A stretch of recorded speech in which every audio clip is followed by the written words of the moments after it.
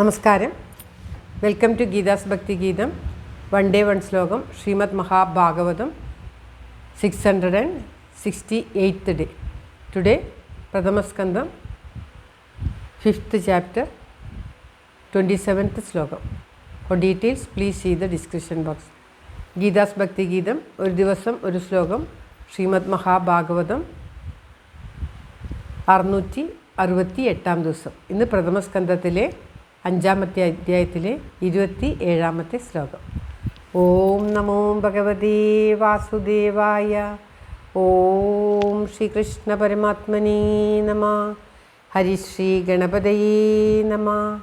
അവിഘ്നമസ്തു ശ്രീ ഗുരുഭ്യോ നമഃ. ഓം തത്സത്.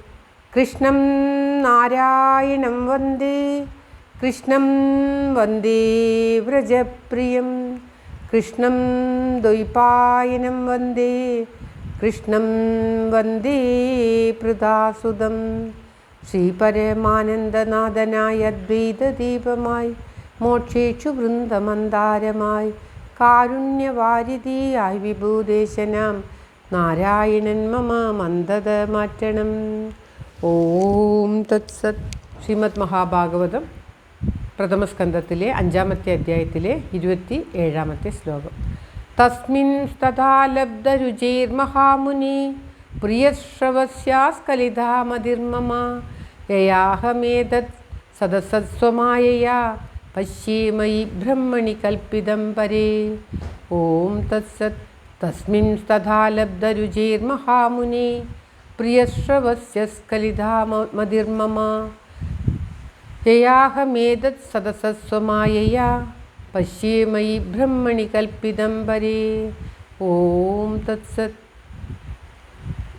തസ്മിൻ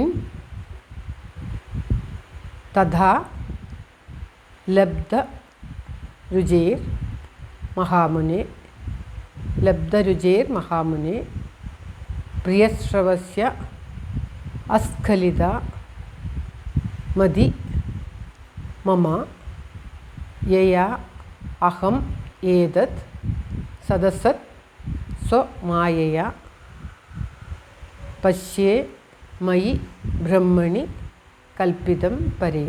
ഇങ്ങനെയാണ് പദം പിരിക്കേണ്ടത്. മഹാമുനി എന്ന് പറഞ്ഞാൽ മഹാനായ മുനിയായിട്ടുള്ളവനെ, പ്രിയശ്രവസി പ്രിയയായ യശസ്സോട് കൂടിയ, തസ്മിൻ അവനിൽ, ലബ്ധരുചി ലഭിച്ച രുചിയോട് കൂടിയ, ലബ്ധ എന്ന് പറഞ്ഞാൽ ലഭിച്ച, രുചിയോട് കൂടിയ, മമ എൻ്റെ, മതി ബുദ്ധി, തഥാ അപ്പോൾ, അസ്ഖലിത ഇളക്കമില്ലാത്തതായി. സ്ഖലിത എന്ന് പറഞ്ഞാൽ, സ്ഖലിതം എന്ന് പറഞ്ഞാൽ ഇളങ്ങുന്നത്, അസ്ഖലിത ഇളക്കമില്ലാത്തതായി.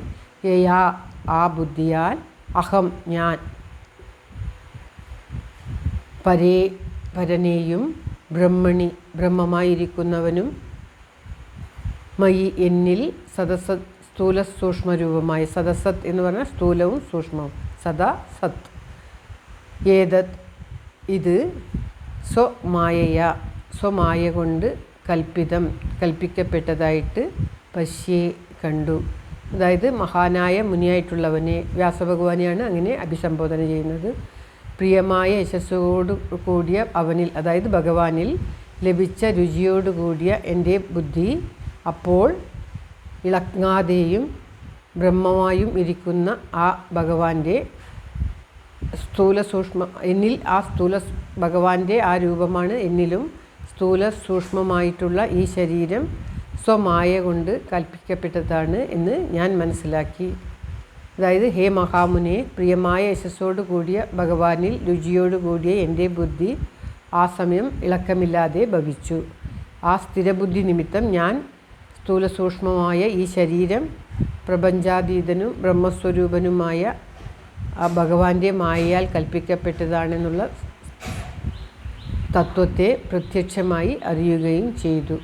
ഭഗവാന്റെ മായ കൊണ്ടാണ് സർവസ്വവും ഉണ്ടാകുന്നത്. തൻ്റെ ഈ ശരീരവും അങ്ങനെ ആ ഭഗവത് മായയാൽ കൽപ്പിക്കപ്പെട്ടതാണ് എന്നുള്ള ആ പരമമായ സത്യം